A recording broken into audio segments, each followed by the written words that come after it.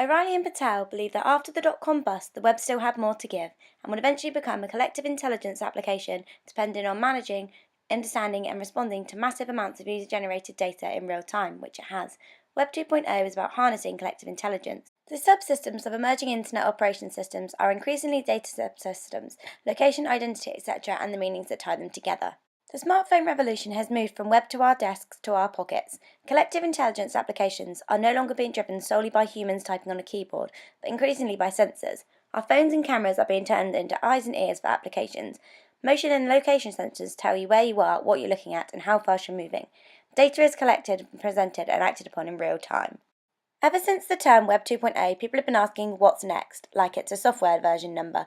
We're constantly thinking about Web 3.0. Is this a systematic web, a social web? Many people now understand the idea of crowdsourcing, meaning that large groups of people can create collective work whose value far exceeds that provided by any individual participant. The web as a whole is a marvel of crowdsourcing, as are marketplaces such as those on eBay, mixed media collections such as YouTube, etc. Nowadays, search engines use complex algorithms and lots of different ranking criteria to produce their results. Among the data sources is the feedback loop generated by the frequency of terms, the number of user clicks on search results, etc. Geotagging is a great example of how the web is learning and becoming smarter.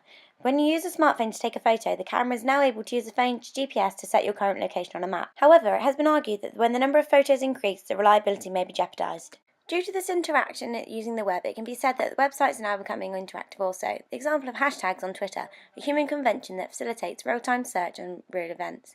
Retweeted information cascades spreads breaking news across Twitter in moments. Guatemala and Iran both have recently felt the Twitter effect, as political protests have been kicked off and coordinated via Twitter. Even without sensor-driven purchasing, real-time information is having a huge impact on business. When your customers are declaring their intent all over the web and on Twitter, companies must both listen and join the conversation.